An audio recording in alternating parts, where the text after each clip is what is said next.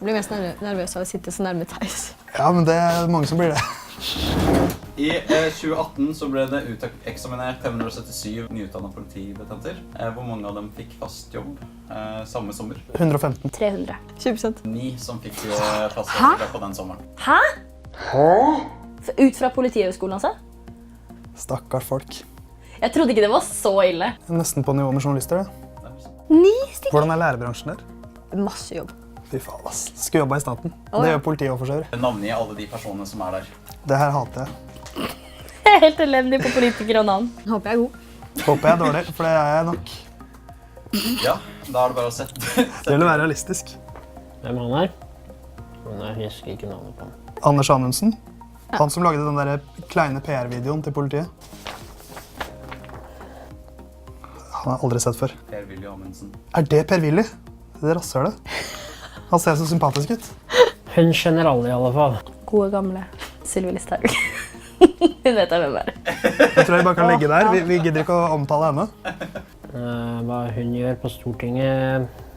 Jeg synes du så ung ut. Ond ut, mener du? Har du han? Tor Pettersen.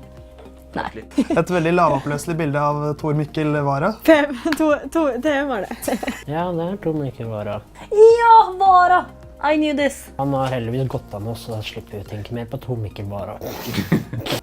Ja, det er han nye, det. Nei, han har jeg faktisk ikke hørt om. Hva har alle de der til felles? At de har hatt korte perioder som justisminister. Jeg tenker det er ironisk at vi ikke klarer å finne en lovlydig justisminister. At de alle klarer å havne i noe trøbbel. Departementet de har et mål for politiet om å ha hvor mange tror de vil ha per 1000 innbygger. Det kan ikke være så, altså per 1000. På lærere så er det i hvert fall 1 per 30 elev.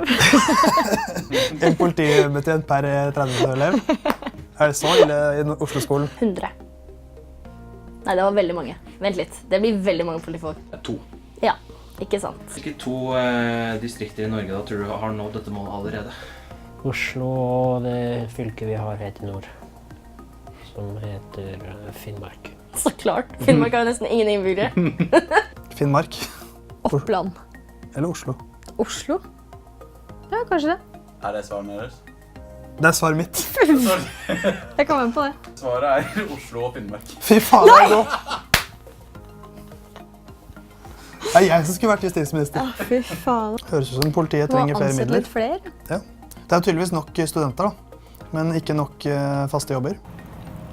Vi har beveget oss hit til Årundveien i bydel Bjerke. Vi er for å treffe ei som heter Åsne, som er tidligere elev ved Politihøgskolen. Hun har i likhet med mange andre gått en litt annen karrierevei etter endt utdanning, og vi er her for vi er nysgjerrig på hennes historie. Hvordan opplevde du arbeidsmarkedet du gikk ut i etter endt utdanning? Var det rikelig med stillinger, eller var det begrenset? Nei, altså man skulle jo tro det var rikelig med stillinger, fordi det var... Jeg har jo skrevet ganske mange jobbsøknader, så det er jo en del der ute. Men problemet er jo at alle søker på alt de er kvalifisert til. Jeg føler jo liksom at de ikke vil ha meg. Jeg føler jo at jeg har gjort mitt for å skulle være attraktiv som arbeidstaker, og at jeg hadde gjort det bra som politi, men at det ikke har gått. Så man blir jo litt sånn, hva er det andre har som ikke du har selv? Men samtidig så har jeg jo mye kontakt med veldig mange jeg har studert med som er politi nå, og hører jo hvordan det er for dem. De er underbemannet, de blir plassert inne på kontor, må klare seg selv, får ikke den oppfølgingen de egentlig burde ha da, som nyutdannede og nyansatte. Så det kanskje skulle ha vært litt mer fokus på hva annet du kan gjøre med utdanningen, mens du venter på å få en politijobb. Da. Du opplevde det så utfordrende for jobb, og det egentlig burde være gode muligheter for å ansette nyutdannede politistudenter. Ja, det er jo det som gjør det ekstra frustrerende.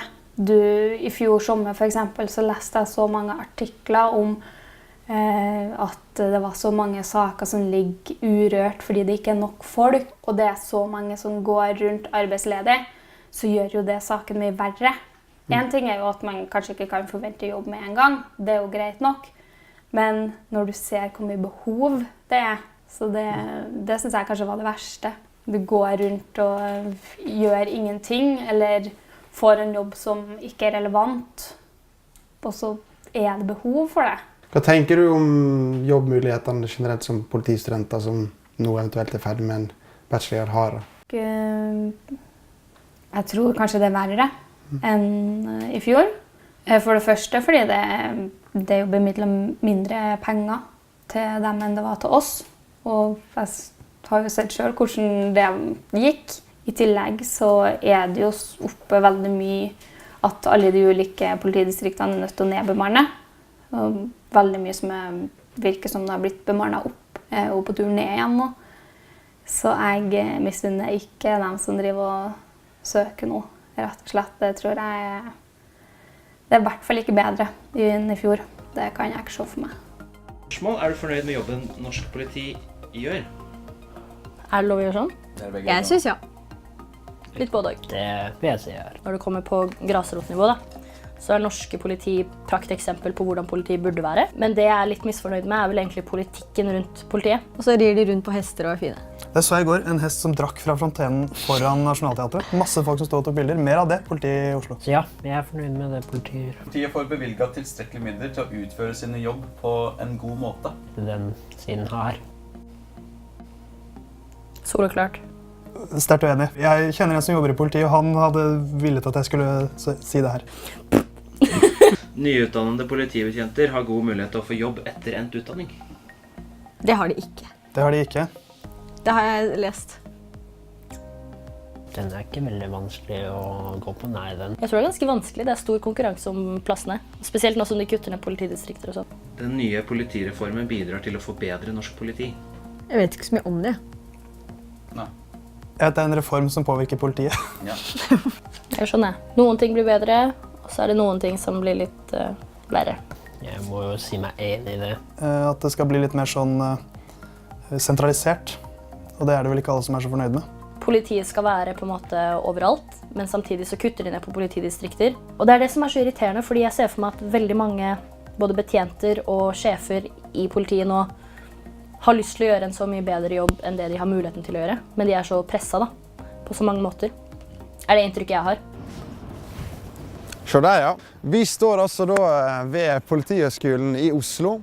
Her skal vi da treffe Vanja Lundgren Sørli, som førsteamanuensis. Hun har spesialisert seg innenfor politireformen og har skrevet bok om denne. Vi derfor veldig interessert i å få vite litt mer om denne reformen, og i tillegg høre litt om hun kanskje vet noe om jobbmulighetene for studentene her.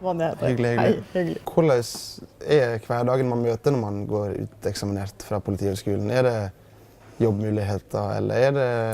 Ja, jeg snakket senest med en student jeg har hatt tidligere i går, og hun hadde fått sommerjobb. Men som hun sier, det en sommerjobb, så jeg må jo bare prøve å vise at de kan klare seg uten meg, sier hun. Ikke sant? Men ja, det klart at det finnes muligheter. Men det jeg får høre fra distriktene jo at de ser seg tvunget til å ansette på veldig, veldig korte vikariater.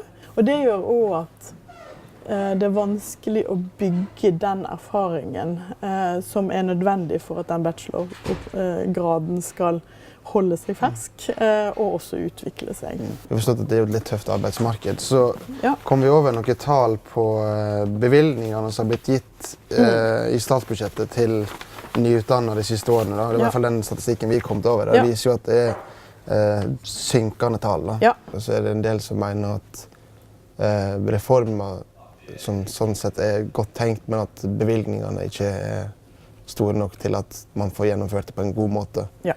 De aller fleste norske borgere ønsker ikke et sånt politi som på hvert hjørne til enhver tid, og liksom kikker alle over skulderen og følger med på alt alle gjør kontinuerlig. Tenk på det politioppdraget som norsk politi har, ikke sant?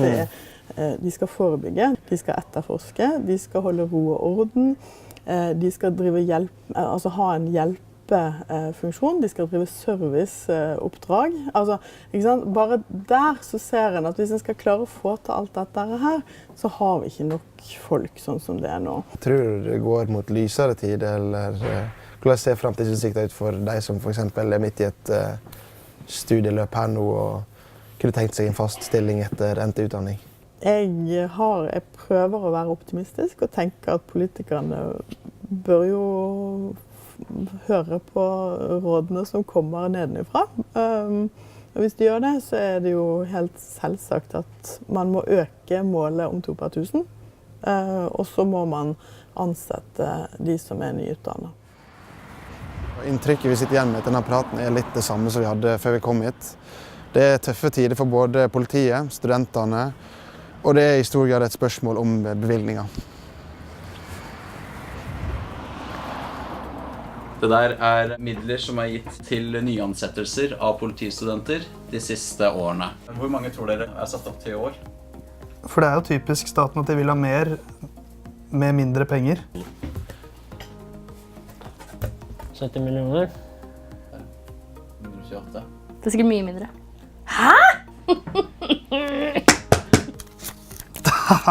Lol.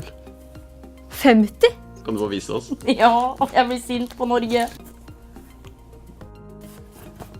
Det var ikke langt unna. Jeg blir irritert. Venninna mi hadde veldig lyst til å komme inn på Politihøgskolen, men så droppet hun det på grunn av jobbmuligheter. Ikke søk Politihøgskolen. Dette det de burde fått, og mer til. Trist for politiets del. Men det vel noen på Stortinget som happy, da, tenker jeg. Vi var jo selvfølgelig interessert i å høre hva Justisdepartementet tenker om denne situasjonen, men etter gjentatte forsøker på å få til en avtale med dem, var dette her til slutt svaret vi fikk. Hei, og beklager at vi ikke har svart på dette tidligere. Vi får svært mange henvendelser og har dessverre ikke anledning til å prioritere akkurat denne henvendelsen. Jeg anbefaler at dere tar kontakt med Politidirektoratet. Så det gjorde vi. Men fra Politidirektoratet så fikk vi følgende svar. Det tydelig at det foregår en eksamensoppgave blant journalistikkstudentene. For vi har fått flere slike henvendelser. Vi har litt hektisk med møter om dagene og velger derfor å prioritere mer seriøse medieaktører fremfor studenter med en eksamensoppgave.